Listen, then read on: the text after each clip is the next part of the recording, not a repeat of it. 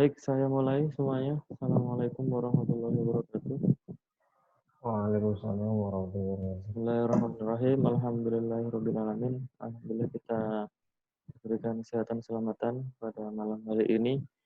Kita masih diberikan kesempatan yang insya Allah nanti akan melaksanakan diskusi dengan judul Sinergi Santri, Sharing Lintas Generasi Santri. Salah satu program dari Santriversitas. Pada malam hari ini diskusi Sinergi Santri akan disampaikan oleh Mas Muhammad Imron Ali Mahmudi dengan judul Menjadi Santri di Negeri Belanda. Sebelum Mas Imron menyampaikan bahan diskusinya, sedikit saya sampaikan mengenai profil Mas Imron, tapi mohon maaf semuanya, Mas Imron belum sempat menyiapkan CV, jadi saya perkenalkan sebisa saya seperti itu. Baik, Mas Imron sekarang menempuh studi S2 di Universitas Indonesia, jurusan Sosiologi, Fakultas Ilmu Sosial Ilmu Politik. Mas Imron sendiri merupakan alumni UNES, jurusan Sosiologi juga, masuk UNES 2011. Kemudian selama kuliah di UNES pernah menjadi ketua PMII tahun 2015. Kemudian sekarang juga selain kuliah juga statusnya sebagai santri Al-Hikam, pesantren mahasiswa Al-Hikam Depok. Kemudian ketua PC Matan Pemalang. Matan itu apa? Nanti silakan bisa ditanyakan, barangkali ada yang bertanya. Kemudian Mas Imron sendiri untuk studi S2-nya di sini dengan beasiswa LPDP atau beasiswa dari Kementerian Keuangan. Sekarang Mas Imron semester keempat, semester terakhir, insya Allah nanti mudah-mudahan kita doakan bersama, mudah-mudahan lulus selesai semester ini. Amin. Kemudian tahun kemarin berkesempatan mendapatkan program penelitian FSF Twin Scholarship Research Program di Tilburg University Belanda untuk keperluan penelitiannya. Jadi seperti itu. Pada diskusi malam hari ini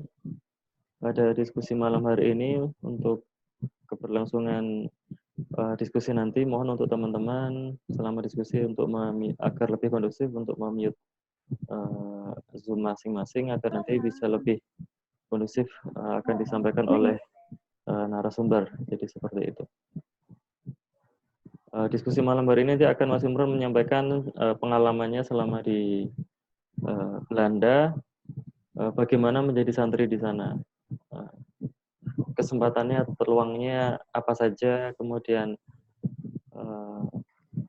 hal-hal baru apa saja yang ada di sana yang ditemukan di tempat lain, serta tantangannya, kendala-kendalanya atau tantangan-tantangan selama di sana sebagai seorang santri. Jadi seperti itu. Nanti akan disampaikan oleh Mas Imron kurang lebih 20 menit, nanti bisa kurang atau bisa lebih tergantung nanti bagaimana cukupnya saja. Kemudian nanti kita lanjutkan dengan sesi tanya jawab. Mohon maaf lebih lupa di awal tadi untuk agar diskusi kita hari ini berkah dan lancar, kita buka dengan doa terlebih dahulu. Berdoa mulai.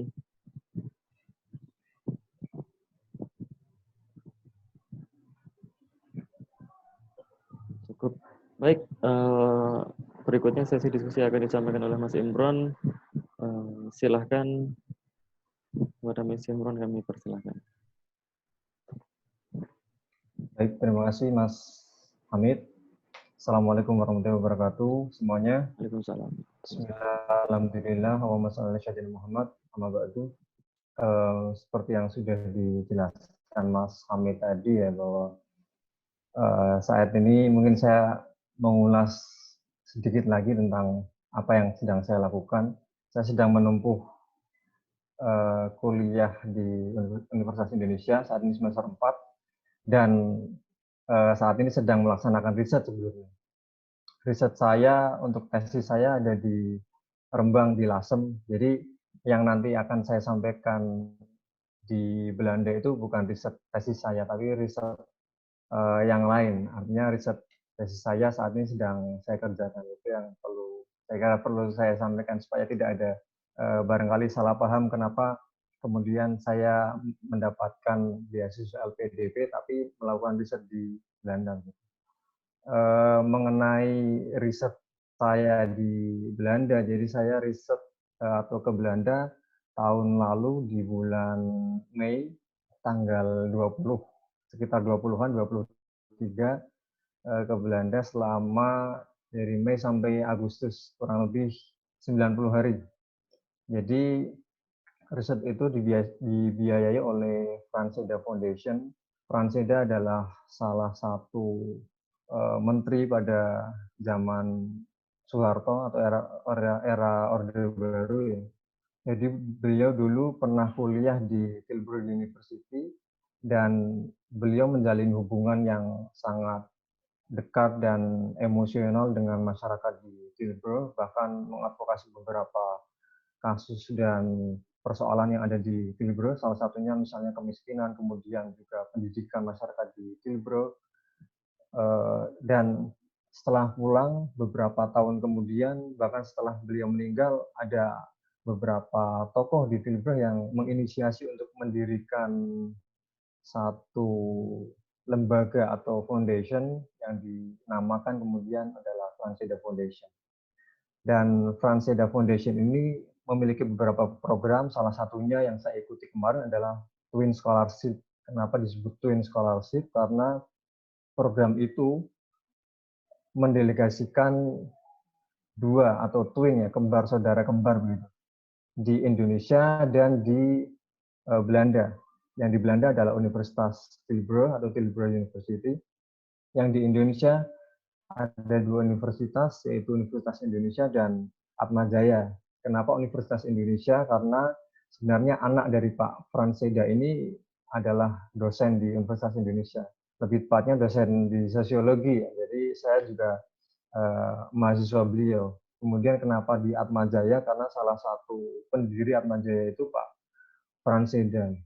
Singkat cerita begitu latar belakang mungkin foundation atau funding yang membiayai saya ke Belanda ya. Jadi kalau saya ceritakan bahwa yang saya teliti adalah, karena saya sosiologi ya seperti yang tadi dijelaskan, bahwa yang saya teliti adalah masyarakat Indonesia yang ada di Belanda. Kalau istilah konsepnya itu diaspora Indonesia. Jadi diaspora itu orang-orang Indonesia yang ada di luar Indonesia. Dalam konteks ini saya meneliti mengenai orang-orang Indonesia yang di Tilburg, lebih depan lagi.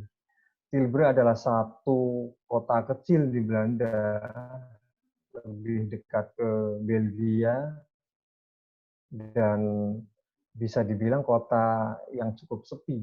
Tapi ada satu universitas yang cukup terkenal di bidang hukum ya. Jadi kalau beberapa universitas itu ada satu jurusan yang diunggulkan. Kalau di Tilburg ini jurusan hukum dan bisnis. Itu agak ada beberapa tokoh Indonesia yang alumni Tilburg.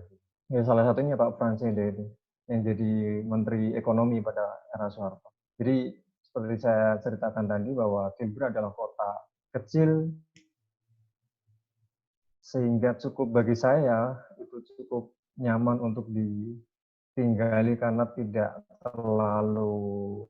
mungkin tidak terlalu berbeda jauh dengan kota-kota di Indonesia.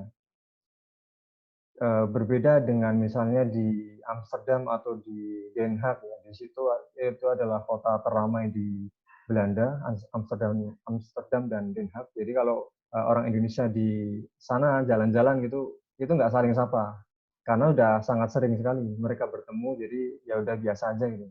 Paling ya saling lihat-lihatan aja. Tapi kalau di Tilburg, ketika saya bertemu dengan orang yang wajahnya agak Indonesia nih gitu, itu pasti langsung disapa. dari Indonesia ya atau dari mana ya? Atau mereka mengucapkan atau menggunakan sapaan-sapaan atau kata-kata yang berbahasa Indonesia. Kira-kira memancing dia respon. Kalau respon berarti dia orang Indonesia.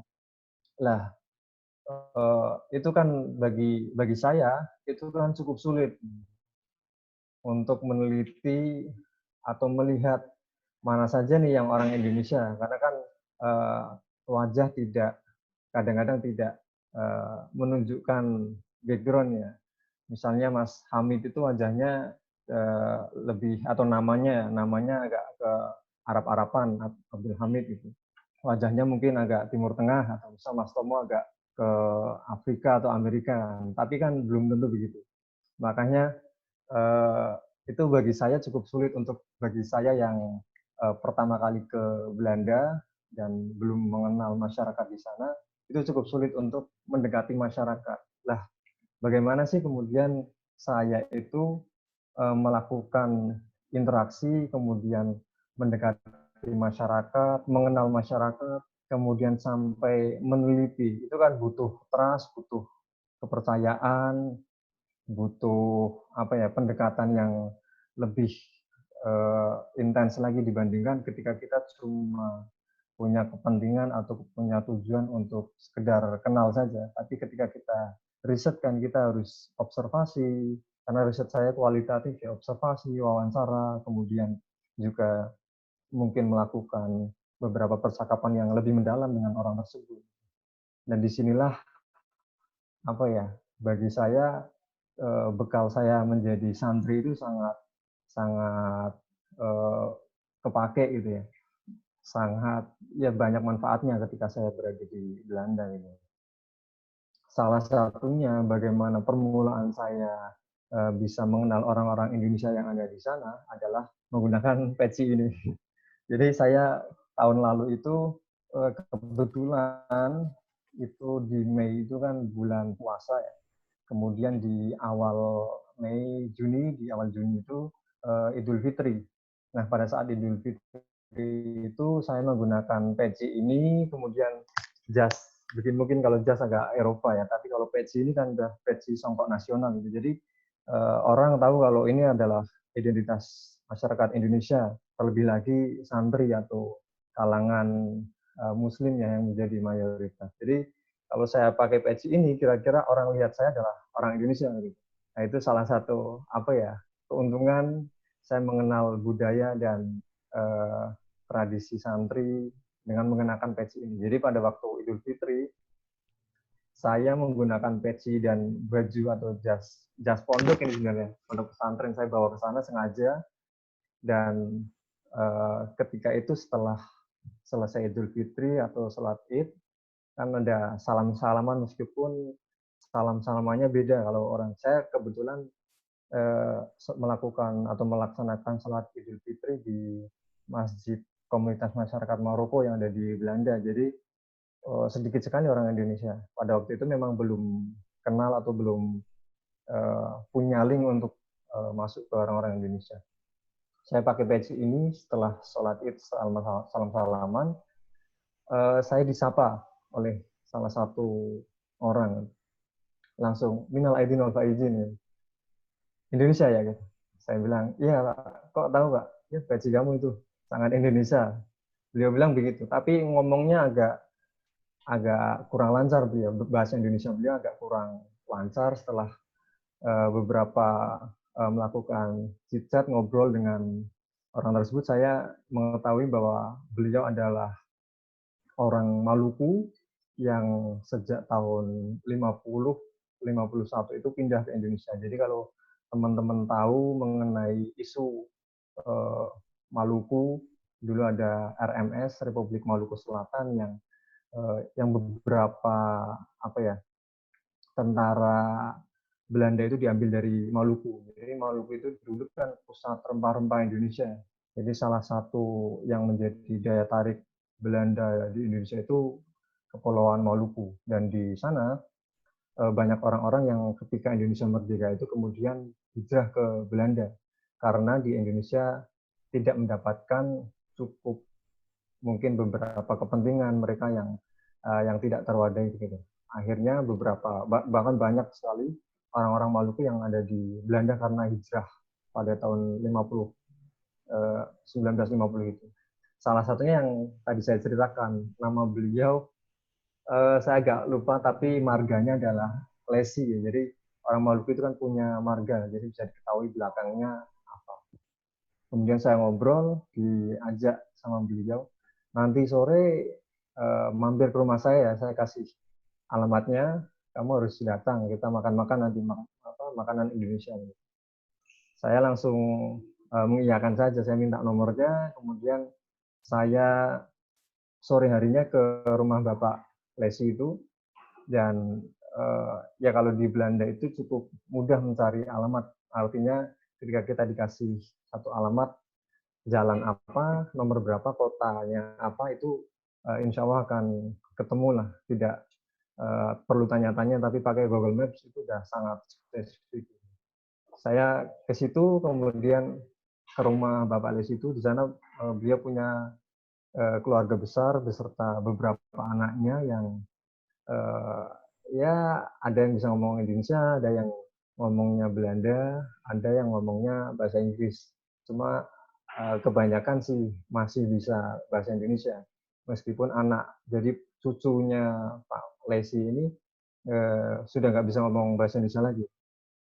Nah, Pak Lesi ini adalah kunci pertama yang saya pegang ketika melakukan riset di Belanda. Jadi saya di sana makan sate, jadi meskipun Idul Fitri di negara lain atau tidak di rumah sendiri atau tidak di Indonesia, tapi saya bisa merasakan atmosfer Lebaran seperti di Indonesia di rumah Pak Lesi itu. Itu dari situ, itu yang pertama. Kenapa saya bisa masuk ke komunitas orang Indonesia. Nanti akan saya ceritakan. Yang kedua, saya masuk ke komunitas Indonesia itu ketika bergabung dengan teman-teman PPI, Persatuan Pelajar Indonesia. Jadi di sana, di setiap kota itu kan pasti ada PPI-nya, dan Belanda itu salah satu pendiri atau bahkan PPI tertua itu di Belanda yang dulu dibentuk oleh Mohatta kan. Jadi salah satu yang tertua itu di Belanda. Kemudian di Tilburg itu ada satu komunitas kecil sebenarnya karena memang kota kecil ya Tilburg. Di PPI itu saya mengenal banyak teman-teman yang dari mahasiswa Tilburg yang di situ. Kemudian saya melakukan pendekatan, mengenal Tilburg juga dari mereka, melakukan ya observasi ke lingkungan sekitar Tilburg dan beberapa mungkin negara di sekitar Belanda dari mereka. Tapi yang kemudian menurut saya mengesankan sih, yaitu pengalaman ketika saya menggunakan identitas santri saya untuk bisa mengenal orang Indonesia sendiri. Karena setelah saya melakukan interaksi lama dengan orang-orang Maluku, jadi setelah ketemu Pak Lesi ini, saya kemudian dibukakan dengan jaringan orang-orang Indonesia, khususnya orang-orang Maluku yang ada di Belanda. Jadi saya kemudian diajak Jumatan, bahkan saya dijemput oleh anaknya Pak Lesi itu untuk Jumatan di Masjid Komunitas Masyarakat Maluku Indonesia. Jadi masyarakat Maluku di Belanda itu punya masjid, mendirikan masjid sejak tahun, ya tidak jauh dari tahun 50-an, bahkan sampai sekarang masih ada dan semakin banyak gitu. Karena mungkin teman-teman yang tahu ya, Belanda itu salah satu negara yang ya cukup liberal, artinya tidak terlalu mengurusi persoalan agama, tapi kenapa kemudian komunitas muslim misalnya bisa tumbuh dengan bahkan sampai mendirikan masjid, salah satunya itu mereka sudah mulai meninggalkan agama masyarakat Belanda itu dan menjual gerejanya untuk apa saja, siapa saja yang mau beli itu bisa. Karena cukup sulit untuk mendirikan satu bangunan baru gitu. Jadi ada beberapa masjid yang sebenarnya dulu adalah gereja. Tapi kalau masjid yang saya tempati untuk Jumatan dari masyarakat Maluku itu adalah masjid yang didirikan oleh orang-orang Maluku. Artinya apa? Kalau kita lihat bahwa tadi saya sampaikan bahwa untuk mendirikan masjid itu susah, tapi masyarakat Maluku itu bisa mendirikan masjid, yang saya baca adalah mereka punya power yang cukup kuat di Belanda. Jadi memang setelah mereka hijrah dari Indonesia itu, mereka ditempatkan dalam satu apa ya, tempat. Mungkin kalau misal di Indonesia itu ada kampung Arab, ada pecinan, di sana ada kampung Maluku begitu, kira-kira begitulah. Ada jalan Jawa, jalan Maluku, jalan nama-nama pulau di Indonesia, dan itu yang sangat kuat itu salah satunya adalah kampung Maluku karena memang jumlahnya banyak. Dan masyarakat Maluku itu terbagi dua di baik di Indonesia maupun di Belanda ya. Mereka yang beragama Islam dan mereka yang beragama Kristen atau Katolik. Nah, yang saya temui tadi adalah mereka yang beragama Muslim dan mereka sangat cukup menerima orang-orang Indonesia yang ada di Belanda. Jadi meskipun kalau kita tahu sejarahnya mereka dalam tanda kutip terusir atau hijrah ke Belanda bukan dengan baik-baik, tapi mereka kemudian sangat terbuka saat ini ya, mereka sangat terbuka dengan masyarakat Indonesia, bahkan mereka juga membantu orang-orang Maluku dan mereka concern terhadap persoalan yang ada di Indonesia. Misalnya ada peningkatan pendidikan masyarakat Maluku ataupun di daerah lain ada bencana apa, mereka itu juga kontribusi di situ gitu. Dan mereka yang Muslim ya yang saya ceritakan ini itu cukup apa ya solid, meskipun yang lain juga solid ya. Bukan berarti yang lain tidak solid, tapi mereka apa ya punya kedekatan emosional yang sangat dekat ya. Jadi misalnya saya ceritakan mengenai setelah beberapa kali melakukan pertemuan dengan Bapak Lesi itu, saya kemudian juga diajak tahlilan. Salah satunya tahlilan. Jadi saya sekali lagi merasa beruntung menjadi santri ya, karena apa yang kemudian saya hadapi di Belanda itu ternyata tidak jauh-jauh dari apa yang kemudian menjadi aktivitas saya sehari-hari. Saya diajak tahlilan 40 harian meninggalnya salah satu sesepuh mereka. Umurnya sekitar 70-an tahun. Artinya sudah hijrah sudah hijrah ketika remaja. Jadi ibu itu yang meninggal itu 40 harinya, meskipun kemudian beliau itu waktu itu dimakamkan di Indonesia, tapi masyarakat atau keluarganya merayakan atau melakukan apa namanya syukuran atau doa bersama 40 hari di Belanda. Dan tradisinya sama seperti di Indonesia. Misalnya tahlilan, yasinan, kemudian ada makan-makan, misalnya kemudian ada tausiahnya dan ya hampir sama kayak di Indonesia. Dan makanannya pun juga makanan Indonesia seperti lumpia, terus klepon, bahkan yang tradisional begitu mereka suka banget. Kalau meskipun di toko-toko Asia itu ada juga, tapi cukup mahal. Dan mereka karena mahal itu ya mereka membuat sendiri. Artinya mereka sebenarnya masih melestarikan tradisi-tradisi Indonesia. Ya saya sampaikan kembali bahwa saya merasa sangat beruntung ya bisa apa namanya menerapkan apa yang kemudian saya pelajari. Dan ketika tahlilan kan ya karena kita santri sudah biasa yasin tahlil tidak terlalu ngisin-ngisini begitu ketika diajak tahlilan kemudian macak pakai peci atau berhias pakai peci pakai atribut santri itu tidak terlalu apa ya kaku lah, kita sudah luwes dengan hal-hal seperti itu. Kemudian juga selain itu saya juga waktu itu kebetulan mengikuti konferensi internasional PCINU Belanda. Jadi pengurus cabang istimewa yang ada di Belanda. Salah satunya linknya itu juga link santri atau kenalan saya santri yang kebetulan kuliah di Amsterdam kalau nggak salah ya, tapi universitasnya lupa.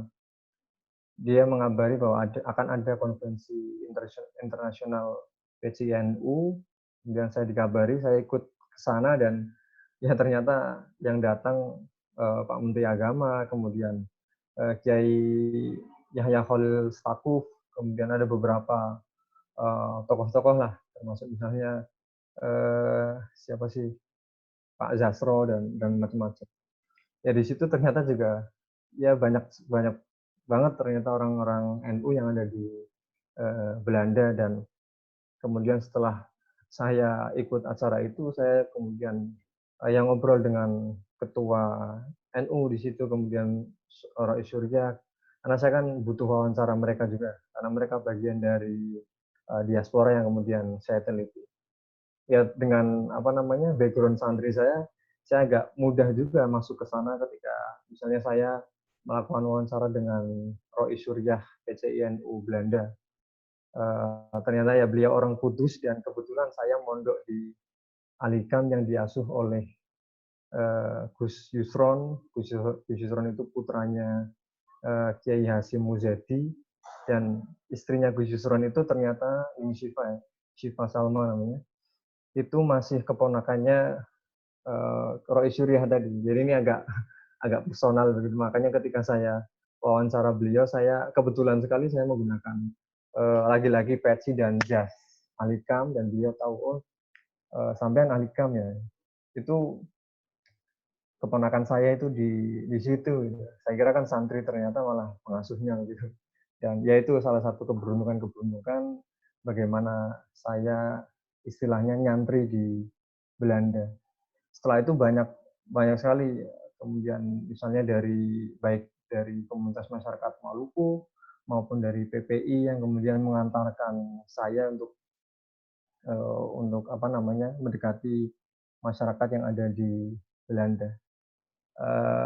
Mungkin itu Mas Hamid. Ini saya baru cerita bagaimana bertemu dengan orang-orang Indonesia yang ada di Belanda ya. Ya kira-kira seperti itu. Baik, terima kasih Mas Imron atas bahan diskusinya. Silahkan teman-teman yang ingin diskusi lebih lanjut bisa bertanya, nanti akan kita langsung masuk ke sesi tanya jawab. Silakan mengajukan pertanyaan lewat menggunakan tool raise hand maupun lewat chat.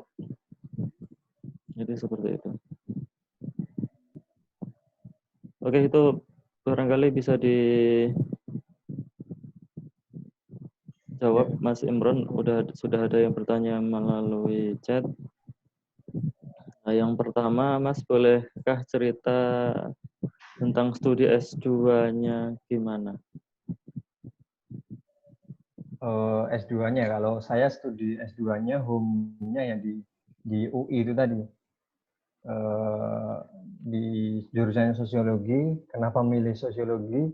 Karena simpelnya S1 saya sosiologi, dan funding saya mengendaki saya mengambil jalur linear.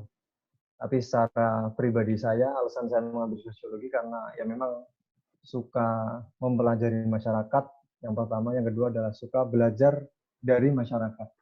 Itu sih simpelnya begitu. Oke, baik. Ada yang bertanya juga tadi alasannya kenapa milih sosiologi, tapi sudah terjawab. Kemudian ada yang bertanya lagi, untuk komunikasi di sana lebih banyak menggunakan bahasa apa? Bahasa Belanda, bahasa Inggris, atau bahasa Indonesia barangkali? Oke, kalau komunikasi ya. Jadi Belanda itu salah satu atau bahkan negara dengan penutur bahasa Inggris terbanyak di dunia, yang apa namanya mother tongue-nya itu atau bahasa ibunya bukan bahasa Inggris. Jadi bahasa ibunya kan mereka kan Belanda. Tapi orang-orang Belanda semuanya hampir rata-rata yang saya temui itu bisa bahasa Inggris. Dan Belanda adalah salah satu yang paling banyak penutur dalam bahasa Inggris. Tapi di beberapa toko atau di beberapa tempat publik itu ada yang juga yang menggunakan bahasa-bahasa Belanda, misalnya untuk mengucapkan selamat pagi, mempersilahkan seseorang, mengucapkan terima kasih, itu mereka tetap menggunakan bahasa Belanda. Jadi ya sedikit-sedikit belajar bahasa Belanda lah, ya yang nggak kompleks ya, tapi yang simpel-simpel aja. Itu untuk masyarakat Belandanya. Kemudian untuk ke orang-orang Maluku itu mereka justru lebih banyak menggunakan bahasa Belanda. Tapi karena saya nggak bisa ya, saya menggunakan bahasa Inggris atau Indonesia dengan mereka. Jadi masyarakat Maluku karena memang dari kecil dididik dengan cara Belanda, yang mereka menggunakan bahasa Belanda. Baik, terima kasih Mas Imron.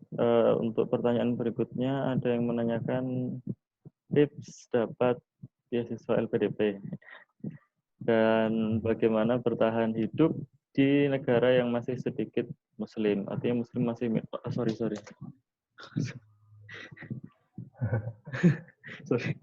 Bagaimana bertahan hidup di negara yang Muslimnya minoritas, jadi seperti itu. Misal di sini yang bertanya menyebutkan misal New Zealand atau Jepang. Terima kasih. Oke, yang pertama mengenai tips dapat LPDP ya. Tips pertama adalah mendaftar. Itu yang paling penting. Akun Mas. Karena kalau nggak daftar, oh iya, ya untuk daftar itu harus punya akun. Tapi ini sebenarnya agak harus di sesi tersendiri mungkin Mas Amit. Ya, Tapi baik. secara ya simpelnya sih ya mendaftar, lengkapi berkasnya, pelajari apa yang diinginkan LPDP, kemudian pelajari apa yang kamu punya dan apa yang kamu tawarkan untuk LPDP dan Indonesia. Simpelnya seperti itu. Nanti lebih lanjutnya tanya Mas Amit. Terus yang kedua tadi pertanyaan mengenai bagaimana bertahan hidup di negara yang muslimnya minoritas. Jadi memang muslim di Belanda itu minoritas, tapi ya tadi saya ceritakan bahwa Belanda itu negara yang liberal ya, jadi ada keuntungannya. Di satu sisi mungkin agama itu tidak terlalu dipedulikan, di sisi yang lain justru itu kemudian menjadi terciptanya kebebasan beragama. Jadi di Belanda itu ada beberapa komunitas Muslim yang besar di sana. Misalnya ada Maroko, kemudian Turki, yang mungkin yang saya ketahui itu dua itu. Jadi ada dua komunitas itu yang di masing-masing kota mereka punya masjid, dan salah satu kegiatan-kegiatan yang ada di sana ya kurang lebih sama dengan yang ada di Indonesia. Cuman ada beberapa perbedaan cara saja, misalnya bagaimana secara mazhab ya mungkin ya, bagaimana mereka melaksanakan sholat jenazah. Waktu itu kebetulan saya ikut sholat jenazah di komunitas masyarakat Turki. Ada beberapa mungkin gerakan yang beda ya, entah ketika takbiratul ihram atau apa.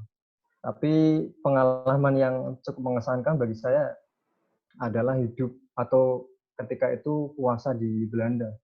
Jadi saya subuh itu atau buka puasa atau sahur itu jam 3, imsaknya setengah 4 pagi ya sama ya. Tapi kemudian maghribnya adalah jam 10 malam waktu Indonesia ya. Jadi kira-kira berapa itu? 18 atau 16 jam ketika di Indonesia buka jam 6, di Belanda buka jam 10 malam.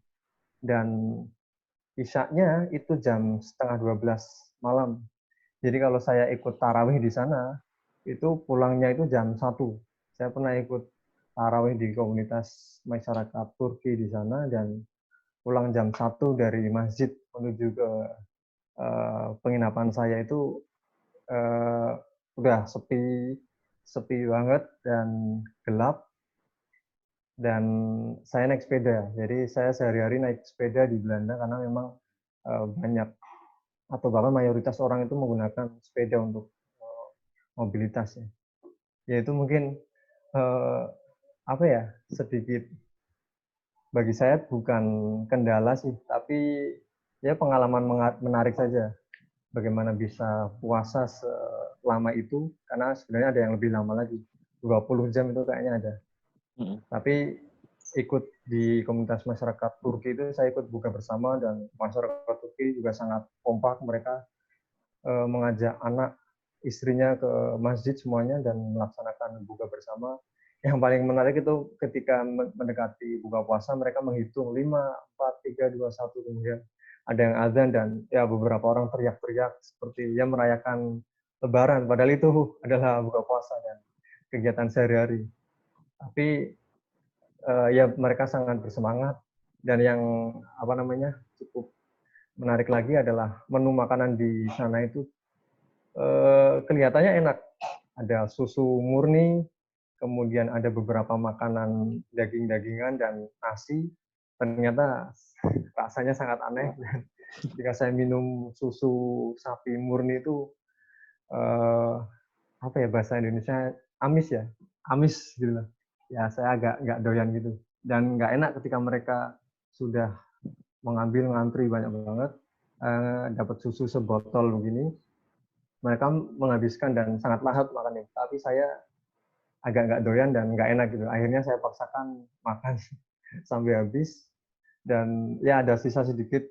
Tapi setelah sampai pulang ke rumah saya agak mual-mual karena itu. Mungkin itu sih pengalamannya yang menarik. Tapi secara umum saya tidak pernah mengalami misalnya diskriminasi atau di teror atau di apapun itu. Itu Mas Amir. Baik, terima kasih Mas Imron. Tapi ini ada yang tanya lagi Mas untuk tapi membahas tentang LPDP sih, beasiswa. Tapi tadi dari Mas Imron sebenarnya sudah menjawab. Barangkali untuk pembahasan beasiswa ada diskusi lebih lanjut gitu ya, lebih spesifik. Cuman barangkali Mas Imron berkenan untuk menjawab. Ada yang bertanya untuk proses pendaftaran dan apply beasiswa atau kampus. Silakan Mas. Ini yang LPDP ya? Iya, beasiswa ya, iya. Oke, kalau proses LPDP kira-kira ada 2 jalur. Yang pertama kita mendaftar kampusnya dulu baru beasiswanya, atau mendaftar beasiswanya dulu baru nyari kampusnya. Yang saya lakukan adalah saya mendaftar beasiswa LPDP dulu baru daftar kampusnya gitu.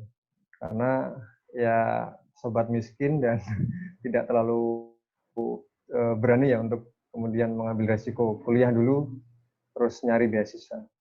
Yang saya lakukan itu, tapi sebenarnya ya ada 2 itu tadi, bahwa teman-teman bisa milih 2 jalur itu. Kalau prosesnya waktu saya itu ada pertama proses seleksi administrasi, itu simpelnya kalau apa yang mereka minta teman-teman penuhi itu aja, saya kira akan lolos untuk sesi administrasi. Yang kedua waktu itu saya itu ada seleksi online, seperti mengerjakan tes kepemimpinan tapi secara online di rumah masing-masing dan tidak di supervisi begitu, tapi tidak di Awasi. Ya, tidak diawasi. Jadi masing-masing bisa mengerjakan di rumah. Tapi sekarang udah ganti syaratnya. Kemudian yang ketiga adalah seleksi substansi. Intinya mengenai apa sih yang teman-teman tulis di administrasi itu, bagaimana teman-teman menyajikannya dalam 3 bentuk. Yang pertama wawancara, yang kedua diskusi, yang ketiga adalah esai. Tapi sekarang syaratnya sudah ganti. Jadi yang mau daftar LPDP, langkah pertama adalah pelajari dulu syarat yang terbaru itu seperti apa. Mungkin teman-teman yang lain yang sudah jadi awardee atau yang sudah diterima LPDP punya pengalaman seperti ini, tapi teman-teman baru yang nanti akan mendaftar itu harus tahu syaratnya secara langsung dari webnya langsung, bisa dibuka di Google aja, sangat mudah sekarang ya. Beasiswa LPDP yang belakangnya .go.id itu yang resmi. Yang lain-lain banyak sekali tips-tips macam-macam, itu teman-teman bisa pelajari. Itu sih. Baik, Mas Imron. Sedikit menambahkan juga, memang untuk pendaftaran beasiswa ya termasuk LPDP, peraturan bisa sangat dinamis. Makanya ketika mendaftar memang harus diupdate untuk syarat-syarat dan ketentuan yang terbaru itu seperti apa. Kurang lebih seperti itu ya Mas Imron ya. Yeah. Untuk sebenarnya sih biasanya untuk LPDP bulan-bulan sekarang sudah ada pengumuman gitu ya Mas. Cuman ketika ada wabah, ada pandemi ini, kita sama-sama masih menunggu untuk kebijakan LPDP akan seperti apa. Jadi seperti itu. Ya sama-sama kita pantau bersama. Jadi seperti itu. Sekedar informasi juga untuk mulai sejak 2018 akhir itu dibuka juga jalur khusus, afirmasi khusus yang membuka jalur kepada teman-teman santri gitu ya Mas Imran. Ya. Itu mulai Ya, ini salah satu ya kelebihan santri di situ ya mungkin. Iya, betul. Bisa masuk lewat jalur itu. Bedanya ketika yang reguler itu persyaratannya lebih banyak, nanti untuk persyaratan afirmasi santri bisa tidak seberat atau sebanyak yang reguler. Jadi seperti itu ya. Mudah-mudahan bisa kita sama-sama maksimalkan. Silakan jika ada yang ingin bertanya lagi, ditunggu. Silakan bisa raise hand maupun chat di aplikasi chatnya. Sembari menunggu, saya ingin menanyakan ke Mas Imron. Ya. Setahu saya itu kan ketika kita hendak kemana itu kan paling enggak ada persiapannya. Misal ketika saya misal teman saya yang mau ke kuliah di mana, misal di Belanda lah sebut, itu dia berarti sudah akan menjadwal kira-kira nanti dia ketika sampai nanti ketemu siapa, kemudian nanti akan penginapan siapa, kemudian nanti ketika perlu informasi akan ke mana saja dan lain sebagainya. Sementara yang disampaikan Mas Imron tadi serba mengejutkan, artinya tiba-tiba ketemu ini, tiba-tiba ketemu ini. Maksudnya sebenarnya selain mengejutkan itu persiapannya kira-kira apa saja Mas Imron? Apakah sebenarnya benar-benar pasrah itu ketika hendak ke sana? Jadi silakan. Ya, baik, ini pertanyaan yang sangat bagus ya. Mungkin yang teman-teman lihat mungkin sangat mulus mungkin perjalanannya, tapi sebenarnya ada hal-hal yang paling mendasar yang harus disiapkan. Jadi kalau pengalaman saya kemarin itu ketika hendak ke Belanda itu tentu saja yang pertama membuat visa. Dan membuat visa itu harus sudah jelas jadwalnya dari tanggal berapa sampai tanggal berapa begitu. Kemudian mau tinggal di mana, kemudian di sana misalnya punya keluarga atau enggak, kemudian keluarganya itu hubungannya apa misalnya begitu, atau punya saudara atau punya orang yang dihubungi atau tidak, kurang lebih begitu. Nah, yang menarik atau yang perlu teman-teman atau yang kemarin saya persiapkan adalah ketika misalnya mencari tempat penginapan itu semuanya by online ya. Jadi kalau ada yang bilang begini, kalau kamu mau riset, misalnya kan saya kan ke Belanda mau riset mengenai topik misalnya sosiologi kan.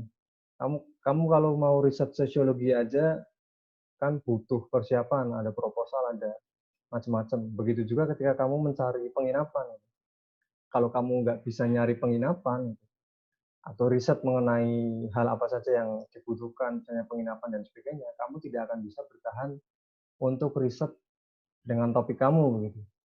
Jadi mencari penginapan itu saya pertama mencari, tentu saja Google di sini sangat berperan ya. Itu yang mungkin kalau teman-teman nggak punya teman ya, itu Google itu cukup jadi teman yang sangat membantu ya. Jadi misalnya penginapan di Tilburg gitu.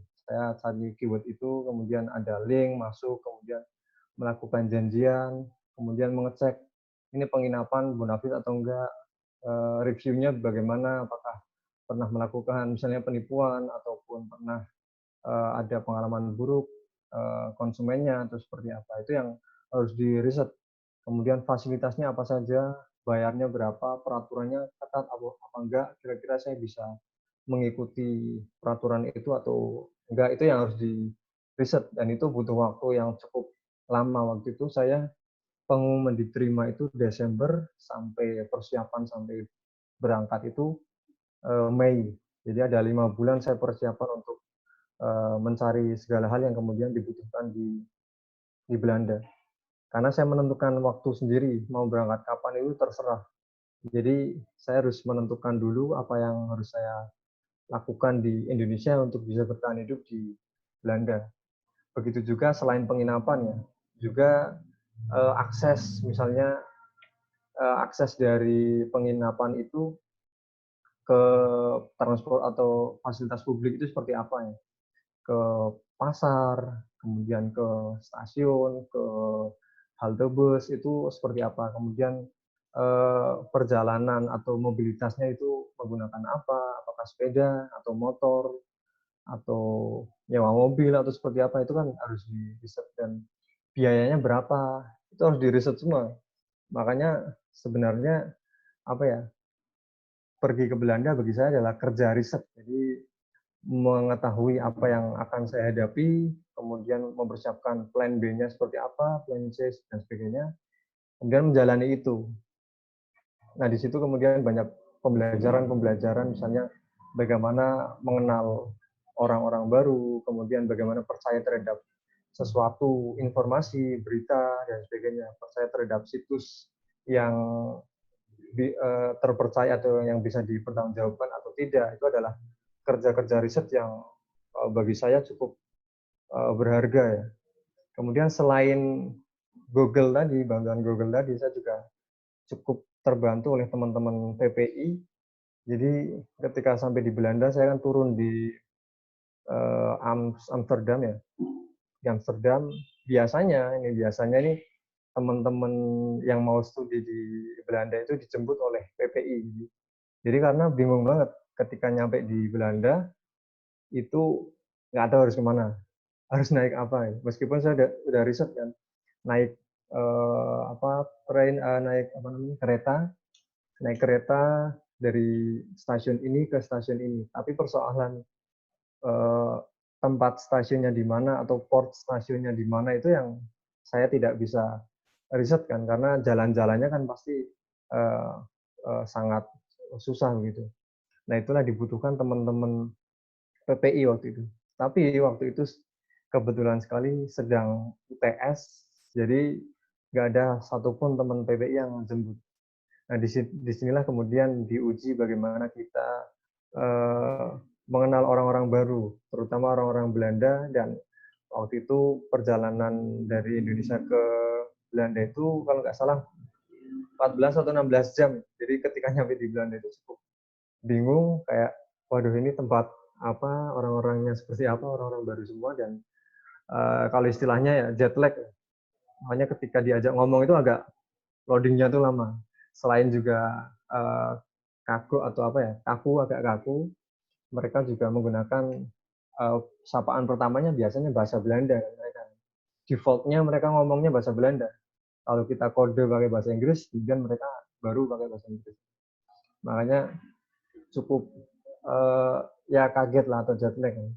Yang saya lakukan pertama ketika turun dari bandara adalah beli kartu perdana atau mencari akses internet, karena bagi saya itu yang kemudian akan mengantarkan saya ke banyak hal, mencari lokasi terutama ya, mencari port stasiun, port halte dan sebagainya. Jadi ketika saya sampai, saya beli itu, kemudian saya cari dan tanya-tanya untuk ke Tilburg itu naik apa, kemudian di mana tempatnya, belinya seperti apa, itu. Jadi setelah itu ke sana, sampai sana, naik apa lagi itu tanya lagi. Karena segalanya serba bertanya. Jadi hal pertama yang harus dipunyai adalah rasa ingin tahu ya. Jadi tahu mengenai banyak hal, misalnya penginapan, akses, kemudian caranya ini, itu, dan sebagainya. Mungkin itu persiapannya Mas Hamid, yang kalau diceritakan ini sangat panjang sekali. 5 bulan itu yang waktu yang cukup berharga. Tapi kira-kira seperti itu. Intinya tanya, kemudian apa sih yang kita inginkan, bagaimana ini terpercaya atau enggak, kemudian ya kita verifikasi begitu. Kira-kira begitu. Baik, terima kasih Mas Imron. Mungkin pertanyaan terakhir ini dari Mas Afat terkait Kait riset, kendalanya selama riset apa saja, Mas? Bagaimana kendala saat riset di sana? Oke, kendalanya saat riset ya. Yang pertama, ketika bagi saya ketika bertemu dengan orang Maluku yang non-Islam atau yang Kristen atau Katolik itu cukup sulit. Karena setelah saya ngobrol dengan yang Muslim, ternyata ada juga masyarakat Maluku yang masih mendukung RMS, Republik Maluku Selatan.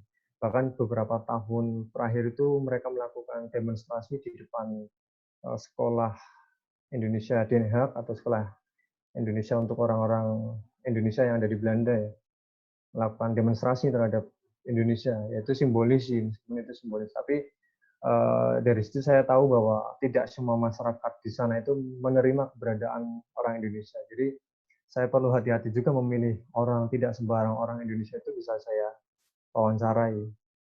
Itu yang pertama. Kemudian yang kedua, karena background saya Muslim ya, saya juga agak mengalami kesulitan ketika berkunjung ke atau ketika menemui orang-orang baru yang berbeda background. Misalnya mereka yang non Muslim atau yang Kristen atau Katolik ya. Karena saya memang butuh mereka, maka saya kejar mereka. Misalnya menentukan waktu yang tepat, kemudian menentukan apa ya, situasi atau kondisi yang enak diajak ngobrol. Itu kan susah, tidak sekali janjian langsung bisa.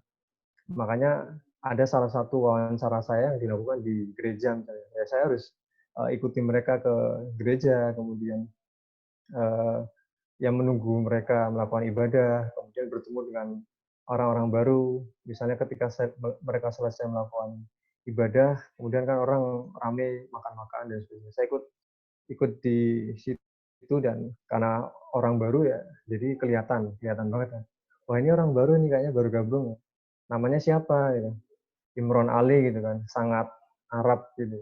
Makanya agak orang-orang kaget, loh, Imron Ali mainnya di sini di gereja gitu. Ya itu salah satu ya bagi saya ada rasa tidak enak gitu. Kenapa kok di situ? Gitu. Keberadaan saya di situ itu kemudian bagi saya sendiri itu agak tidak nyaman. Tapi sebenarnya mereka sangat senang ketika bertemu orang-orang Indonesia. Nah, kendala yang lain juga perihal bahasa. Jadi ada beberapa orang-orang Indonesia yang sudah lama tinggal di Belanda itu menggunakan atau hanya bisa bahasa Belanda, tidak bisa bahasa Inggris atau bahkan Indonesia. Nah, itu yang harus butuh translator ya. Mungkin mereka ada yang bisa mendengar pakai bahasa Indonesia, tapi mengucapkan dengan bahasa Inggris itu ada. Tapi yang paling susah ya ketika komunikasi hanya bisa dilakukan dengan bahasa Belanda. Itu yang saya tidak bisa mengakses mereka, saya tidak bisa masuk di situ.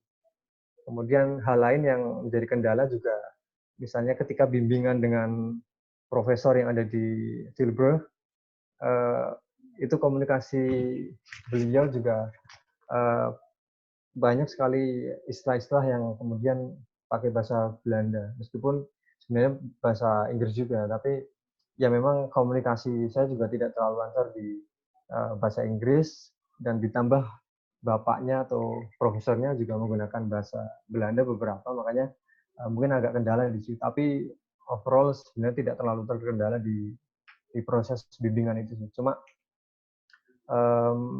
apa ya, yang saya riset ini kemudian tidak bisa intens di supervisi oleh beliau, makanya agak berjuang lebih keras sendiri untuk menyesuaikan bagaimana proposal riset atau rencana penelitian dengan apa yang ada di lapangan. Otomatis kan ketika di lapangan itu tidak selamanya sama dengan yang kita persiapkan, makanya butuh improvisasi-improvisasi yang terutama ketika menentukan fokus penelitian itu harus disesuaikan dengan masyarakat yang ada di sana. Jadi kira-kira kendalanya seperti itu, Mas. Baik, terima kasih Mas Imron kepada semuanya. Sementara kita cukupkan sesuai dengan jadwal. Sebelum ditutup, Mas Imron, barangkali ada kalimat penutup dari Mas Imron untuk diskusi kali ini. Silakan. Oke. kalimat penutup ya. Mungkin dari saya adalah berani bermimpi, percaya dan lakukan. Tiga hal ini sebenarnya cukup mewarnai apa yang kemudian saya jalani sampai bisa ke Belanda dan sampai menjalani saat-saat ini ya. Misalnya dari pendaftaran itu sebenarnya saya sudah telat, terlambat beberapa menit lah, 5 menit. Jadi jam 12 lebih 5 waktu itu. Kemudian sebenarnya saya proposal saya tidak terlalu kuat karena memang agak mendadak. Kemudian kemampuan bahasa Inggris ataupun kemampuan segala hal yang dimiliki saya juga sebenarnya tidak terlalu menonjol, dan segala kekurangan yang saya miliki itu ada begitu, lengkap kalau mau diceritakan. Tapi saya hanya modal yakin dan ya percaya, dan kemudian melakukan apa yang kemudian saya yakini dan saya mimpikan. Makanya segala kekurangan itu kemudian saya tutup atau saya cover dengan keyakinan saya yang mungkin melebihi segala kekurangan saya.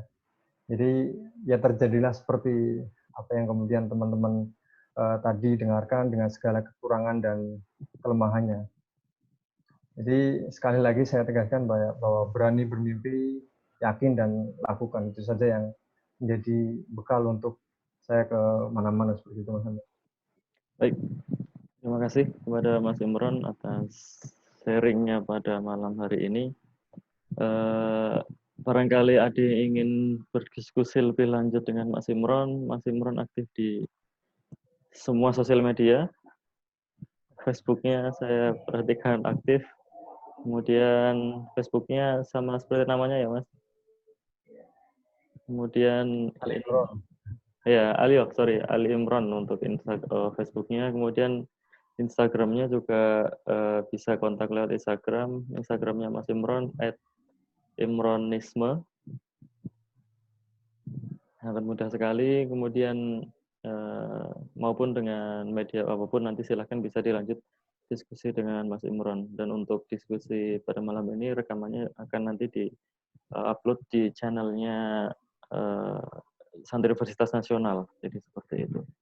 Oke, baik. Terima kasih semuanya kepada Mas Imron untuk diskusi malam hari ini. Mari kita tutup dengan membaca hamdalah bersama. Mudah-mudahan memberikan manfaat. Kurang lebihnya dari saya mohon maaf. Sekian. Assalamualaikum warahmatullahi wabarakatuh. Waalaikumsalam warahmatullahi wabarakatuh. Warahmatullahi